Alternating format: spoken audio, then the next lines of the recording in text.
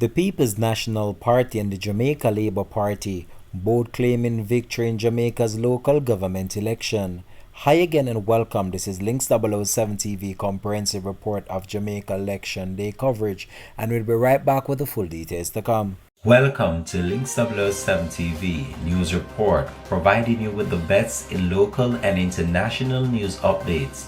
This is a place where you can get the most reliable and informative news information. Links 007 TV News Report. Welcome back and thanks for joining us. This is Links 007 TV News Report.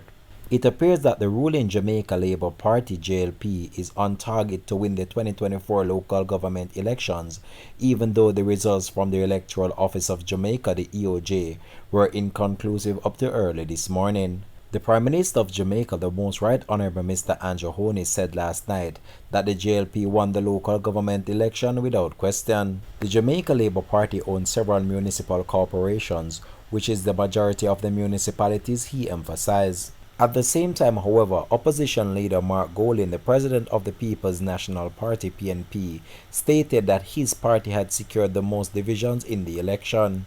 To deliver, to execute, and to achieve victory. And my heart is full because the PNP has come back as a strong, powerful force in this land again for the masses of the people and all Jamaica.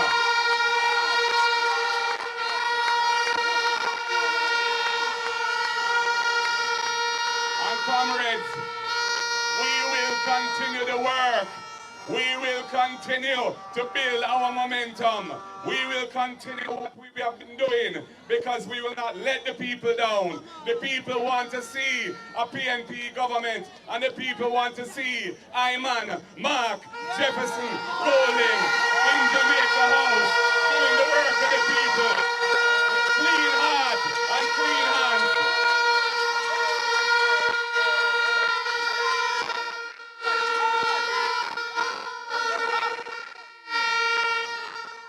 Comrades, we can go forward with confidence. We have pulled off a great victory today. The people have spoken. The PNP is alive and well and strong. I want to dedicate this victory to Sister P, Mama P, on the anniversary of her ascendance to the leadership of the People's National Party in 2006.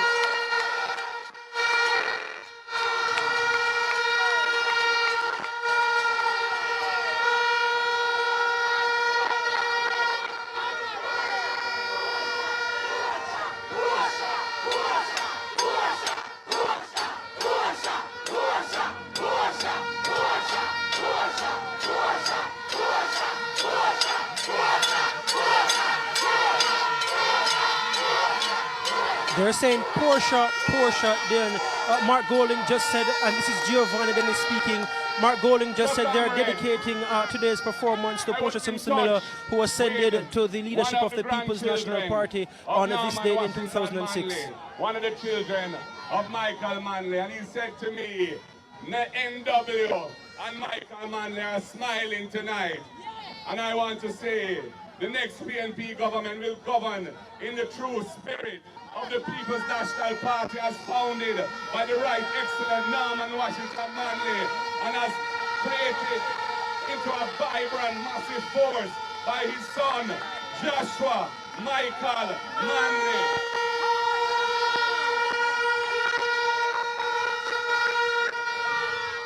I want to big up PJ Patterson, the most successful politician in the history of Jamaica in terms of victory, who continues to mentor. We say. In the meantime, the Prime Minister of Jamaica, Mr. Andrew Honey, had this to say based on the results. Now 11:21, what a time to have a press conference. But we waited until we got the latest results from the Electoral Office of Jamaica. What we can say to the nation is that the Jamaica Labour Party retains 7 municipal corporations with a clear lead. The PNP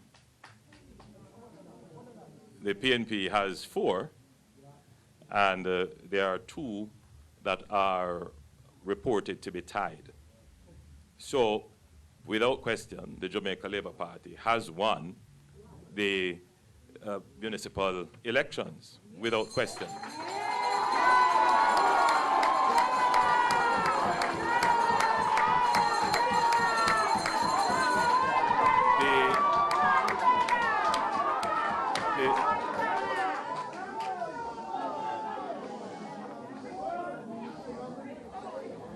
The 2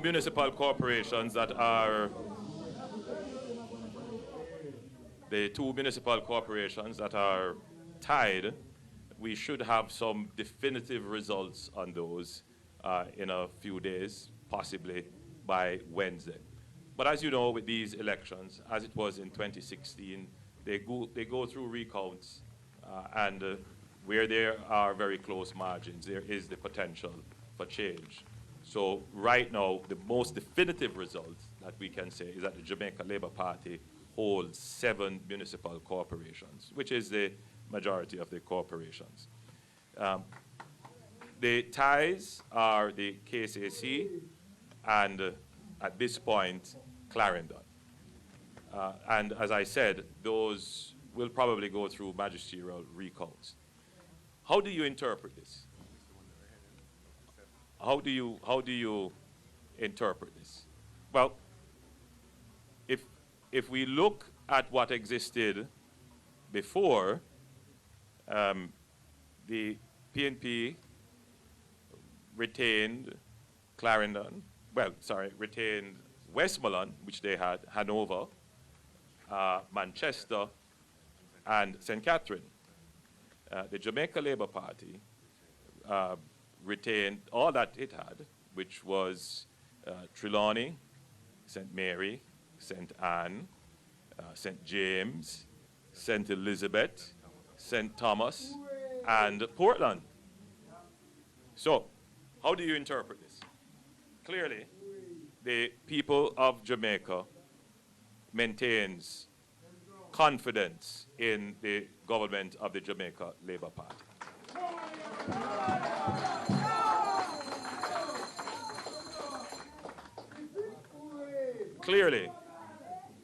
Clearly,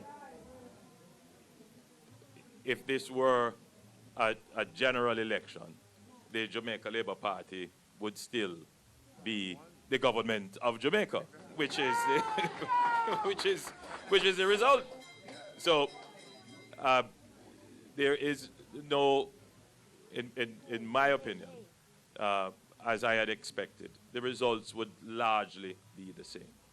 Now, there are, however, issues that have come up in the campaign, which the government has been seized of and recognizes. And I think the people have, in their wisdom, found a way to communicate these issues through the ballot to the government. The government cannot ignore this. As we went around the country, every member of parliament, every councillor contesting the election would have come up on the issues of roads and water. These are not issues that are that originate with the Jamaica Labour Party. These have been long-standing issues that the people of Jamaica have been suffering. But we note that people's expectations have risen. I made the observation that there are more cars in Jamaica now than ever before. Almost 150,000 or more cars have been imported into Jamaica since 2016. And the level of housing construction has increased, and therefore people are expecting these conveniences and utilities to be readily available. Other pain points, such as garbage collection, more buses for public transportation, these are all issues that affect people in their households and in local ways. And the government is sensitive to this, recognizes that this has been an impact on the poll, but it is clearly not to the point where the public feels that the Jamaica Labour Party has not done anything about it. So we see this poll as an expression of frustration and the government interprets this as we need to step up the pace at which we deliver benefits. I think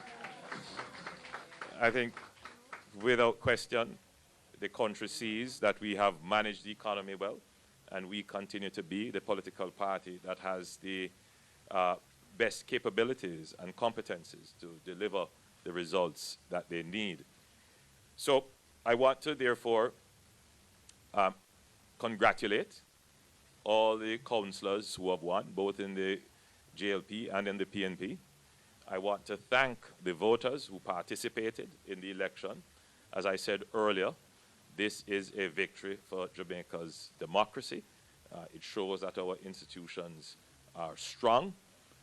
And I thoroughly enjoyed the campaign, and I was very happy to have the opportunity once again to go out and do what I like to do, which is to meet my people, interact with them, and explain to them what the direction is. I know that there are those who will try to contort the results into a victory. In no calculus is 7-4 a victory. None whatsoever for the opposition. None. So I know that there are those who will try to contort it. And at the end of the day, things largely remain the same as it is in terms of what the results showed in 2016. The KSAC was very close. Clarendon, again, very close. But we will take this election results and interpret it honestly and do what is necessary to continue to maintain and grow the support of the Jamaican public. So once again, I thank the Jamaican voters who participated and congratulate all the councillors who have won. Thank you so much. PM.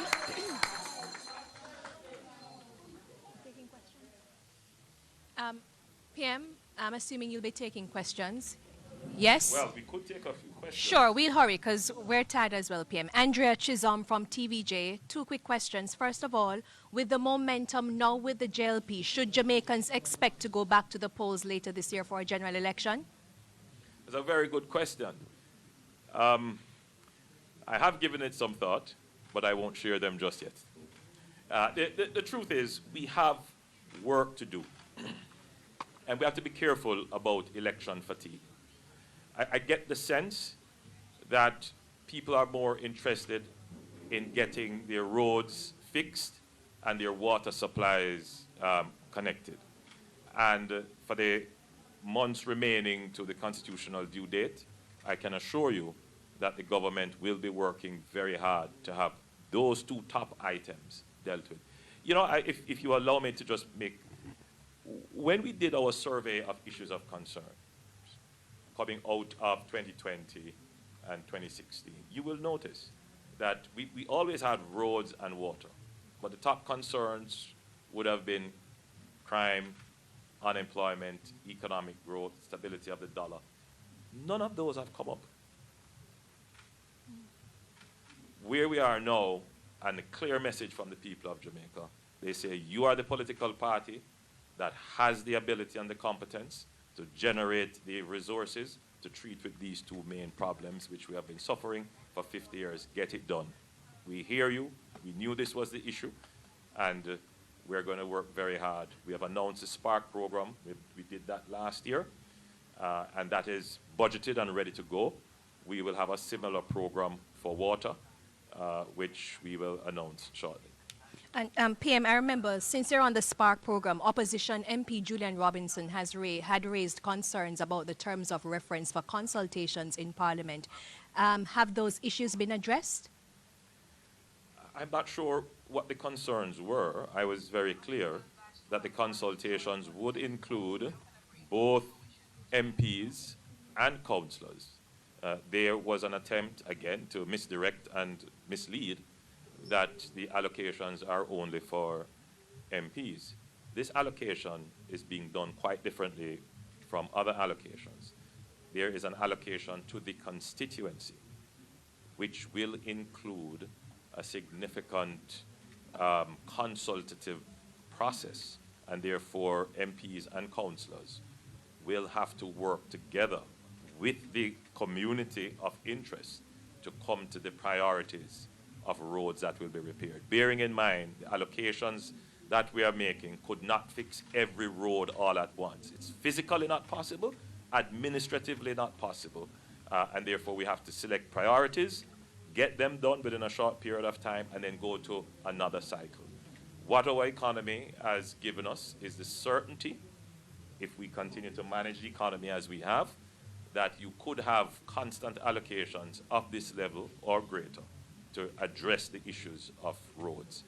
And believe me, I will say, I traveled on the roads during the campaign, and you know, it's justified. People are justified in local communities in particular, in being upset about the state of their roads and water.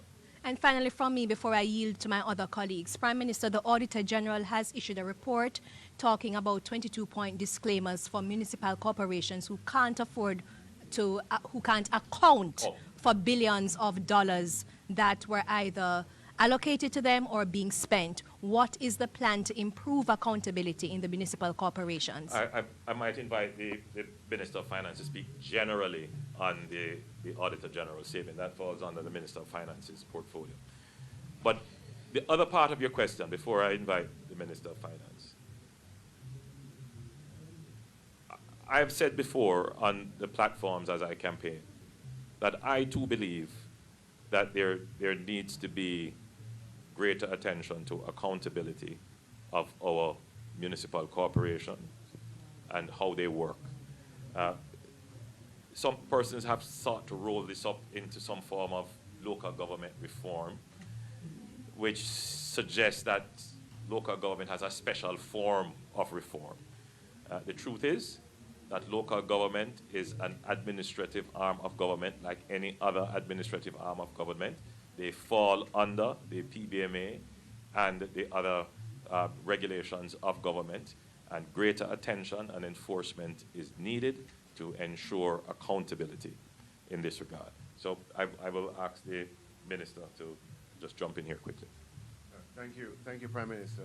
Andrea, just would want to say that it is this government that has provided Auditor General with the funds to engage in audits of municipal corporations which were backed up for several years. So a few years ago, we took a look at it and realized that, wait a minute, the Auditor General is required to produce audited statements of municipal corporations' activities, but that duty was not undertaken for a very, very long time, meaning the last audit was over a long period of time ago. I can't remember whether it's a decade or 9 years. In the 90s. A long time ago. This administration looked at it and said, this is a problem for public trust. This is a problem for accountability. And we engaged with the Auditor General and provided resources. I believe the resources were about $300 million for a project to be undertaken to look at all of the entities of which municipal corporations are a part, is broader than that, where there is a backlog of audits. And it is through that project that we are able to, the Auditor General is able now to make progress on that backlog. Now, what you're going to find as that happens is that issues that have to do with periods before the current period are going to arise. Yeah? So when the reports come out, initially the reports won't be for this year or for last year, but it will be starting when the backlog would have occurred. Do you understand what I'm saying? But the way in which I think it ought to be interpreted is that the government is committed to ensuring that there is accountability across all entities, including municipal corporations, by funding the Auditor General to ensure that what has been the norm in Jamaica for a long time, that we've gone years without audits, that no longer continues. That is a sign of our commitment. Yeah. So the idea that local government needs a special reform local government needs to be treated like another entity of central government and face all the administrative and regulatory procedures and made to comply with them, which is what the Minister of Finance has just said. The fact that you are getting reports that preceded even our term should be carefully interpreted, that much of what you're seeing is not as a result of our term of government, but we are the government that would have put in place the measures to start the accountability. And just for the listeners who might be hearing the exchange and not understanding the period of time we're talking about, the reports to which you referred were, went back to 2006 all the way up to 2013 or thereabouts. So it's not for the current period, it's for a period in the past, but it's this government that has provided the funds for that work to be produced. I think I should also say that I'm happy for this election because it does give me an opportunity to take a very serious look at how our local governments work, how the municipal corporations work. Because as I go around the country, there is a call for more funding. When you talk to people in local government, it appears to be that the solution is more money. And what I'm picking up from people is that, yes, they want to see more resources, but they also want more service. They want more interaction. They want to see their councillors. They want to be able to lay their complaints. They want more leadership in community issues. And therefore, the role of the councillor, which has just been reduced to a kind of transactional agent, that has to be rethought. And the councillor has to be more of a community leader that brings the community together to find local solutions to the problem. And not just local service problems, but what do we want our community to be? There are so many communities that have great potential, great assets. And the question is, how do you mobilize the stakeholders to utilize those assets to define the community? So going forward, having had the campaign and having seen some of the glaring gaps, you can look forward to a more rounded local government structure. Kimon Francis from the Gleaner. What's the status of the census? Well, again, that is on the minister, but the census is ongoing.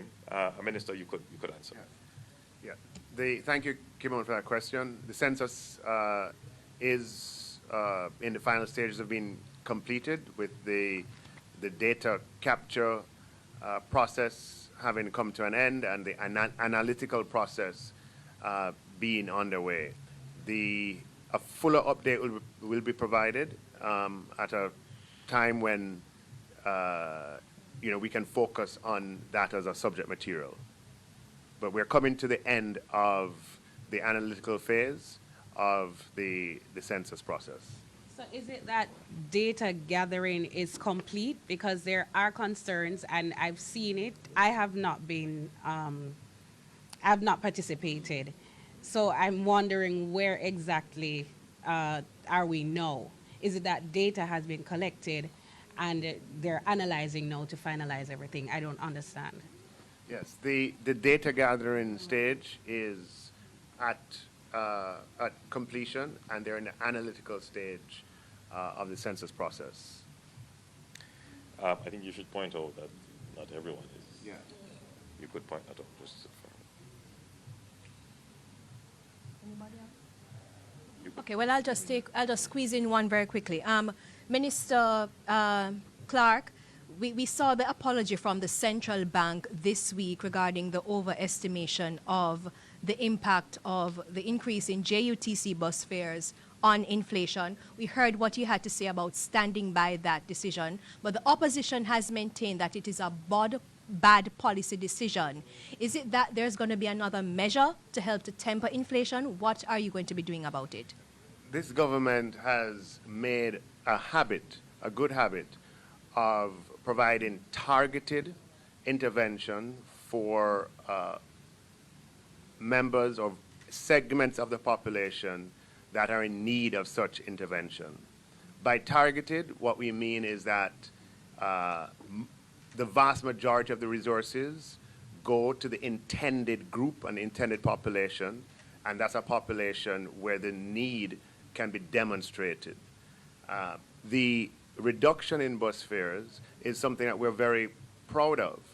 There are approximately 30 to 40,000 persons on an annual basis who, well, 30 to 40,000 persons who take the JUTC, and largely these are persons who are not on major incomes, and we're happy that they're able to benefit from a reduction in the fares at the JUTC from $100 to $70, and come April 1st, from $100 in December to $50, half price fare. And we think that for persons on small incomes, for persons on minimum wage, this is a material difference in costs, so much so that the JUTC has seen an upsurge in usage as a result of the lower fees. It would have been happier if the impact on inflation would have been greater, but the impact on human lives is significant.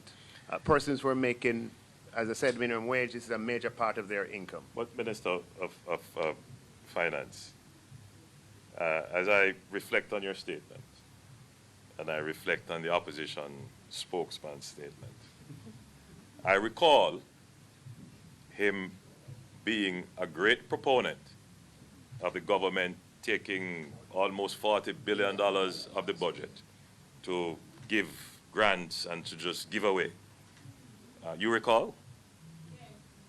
You would, simple Google search would see in his budget presentation 2 years ago, where that was his recommendation.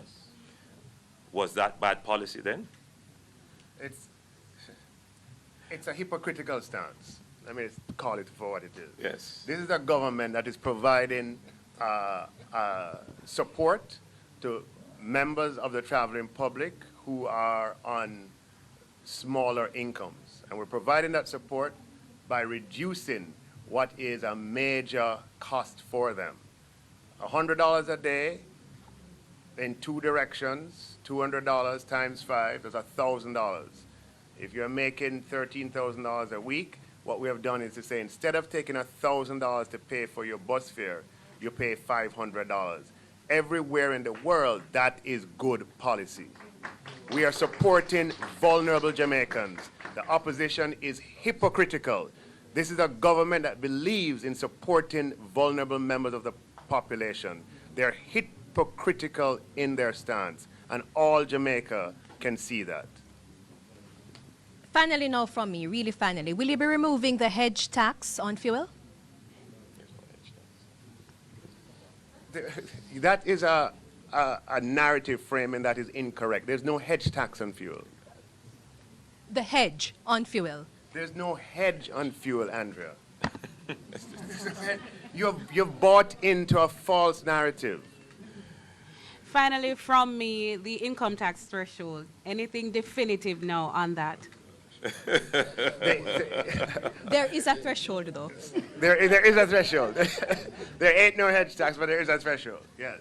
So, look, this is the government that has presided over an unprecedented period in Jamaica's history of no new taxes every single year for 6 consecutive years. This is the government that has reduced taxes, one, by increasing the threshold back in 2017, and also by reducing GCT and reducing and abolishing a number of taxes. This is the government that believes in a policy position of ensuring that people are in charge of their own resources and we trust them to spend it wisely. It is this government's position to revise the income tax threshold upwards whenever the opportunity presents itself. Let me say this, you will not have to, you won't need to wait on any other government for that to happen. Exactly. This government will address the income tax threshold. I think This has been Links 007 TV News Report. Thanks for watching.